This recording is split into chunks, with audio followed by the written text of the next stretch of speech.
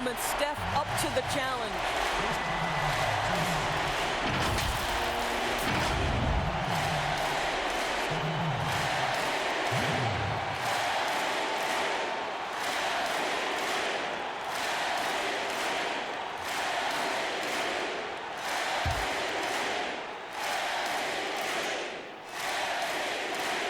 And that drops, so they now lead by 1.